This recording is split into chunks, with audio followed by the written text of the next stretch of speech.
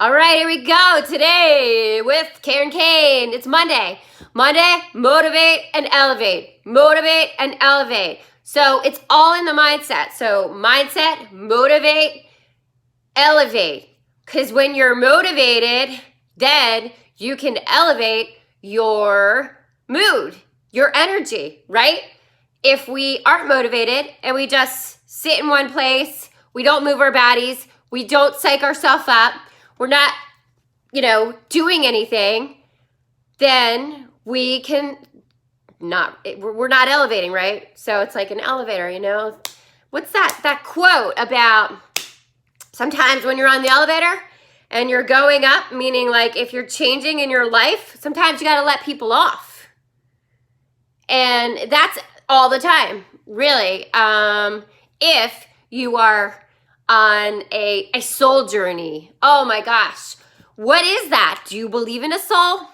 I heard it, but I never understood it until I really started to dive into my spirituality, and I really honestly needed to find my soul. I needed to understand, like, what was my soul purpose?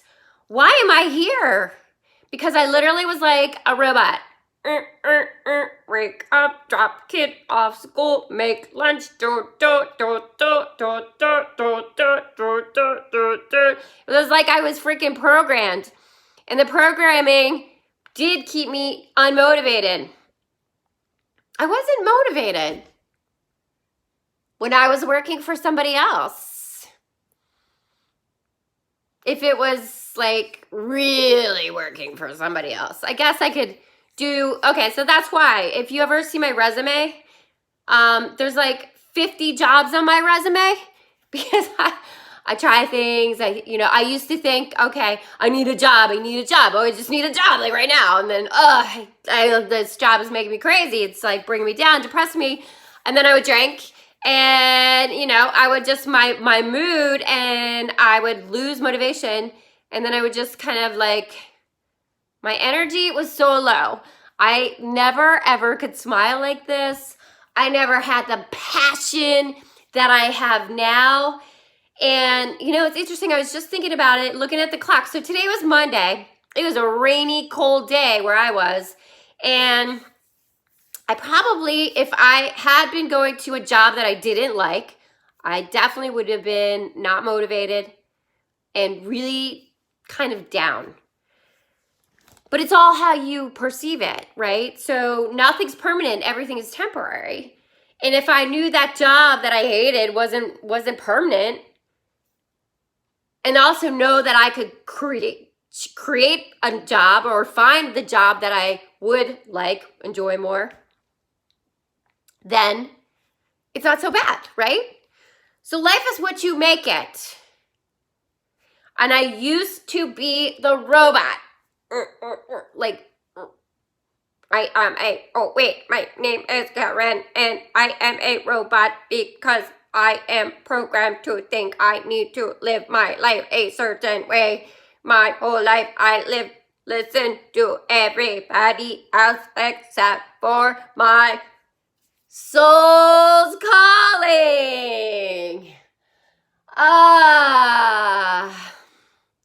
And how does one get to this point of understanding and tapping into that? There is work to be done. There's work to be done. One way for me was taking classes, reading books, listening to books, podcasts, doing courses, having coaches, which is so cool. You guys could book me. Honestly, you could book me for a 45 to an hour session, and it's called a spiritual practitioner session. It's basically life coaching. And for me to obtain this status of being a licensed certified spiritual practitioner, I personally, through my different semesters, I had to go to a spiritual practitioner and be their client. And that's one way that I learned more about myself and my soul's calling and things that were stopping me or holding me back, or blocks. Like, why can't I get past this that I don't think I'm worthy of abundance? Why? And eventually, you know, you can start to really piece everything together. Now, for me, I believe that we are a soul and we've had past lives and we come into this earth, to this realm, into this body to heal or to correct a situation that maybe we did something in our past lives. I believe that we choose our parents, and it's all part of our soul's journey. So motivate is like, what are you doing for yourself? You know, how are you fueling you? We're not here for who knows how long we're here. So why aren't you going to wake up and be like, all right, I'm going to smash this day. I'm going to expand time. I'm going to make shit happen. Because you can do that. It's your choice.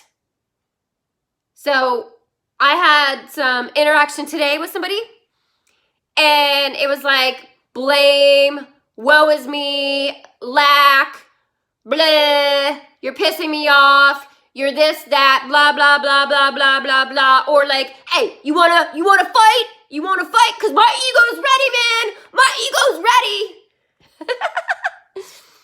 Yo, I don't play the ego game. I don't play the ego game. What my favorite book when I first got sober, and it's still my favorite book, Ego is the Enemy by Ryan Holiday. Definitely check it out. I might even do a course on it because I want to reread it and really, really go through it to help people. So if you're interested in that, let me know. For sure. And also, I just mentioned expanding time. I heard that a long time ago, and I was like, how? Because I'm a go-getter, you know, so I work all the time. You know, I go to my job, and then at night I'm up, and getting not out of sleep, because then I'm doing what I love to do. I'm living out my dream, my passion, and how am I going to get there? I'm going to do the work. I'm going to do the work overtime. The 20% are the ones who are those burning the midnight candle to do what they love to do. Your passion. So taking action in the direction of my dreams. And the only way I can do that is to have the faith and do the work. You can't just pray for something and it's just going to happen. You believe in it. You have to take full ownership with your mind and your gut and your heart and feel it. Feel it. Like, I know my vision, my dream, I am helping people, especially people in recovery, but all people, because we're all been through, who knows, you know what? We all have our story. So what's your story? My story is I thought I was broken. I didn't think I was worthy of joy and happiness and living a balanced, amazing, happy life. And so I drank. And I became super depressed. And I really believe that most of my life was spent in a blackout. So from that, I've learned a lot. And I embrace all of that part. Because if I hadn't been through that, I wouldn't have this passion to live, this amazing desire to help people and to just crush it, live the best full out life ever. So yeah, I had to go, woo, crash and burn, and then just slowly start digging my way up. And yeah, on that way up, the elevator, I had to let some people off. And it's okay. I still love them. It's okay. Everything's okay. You got to do you. What's in your heart? How you feel in your gut.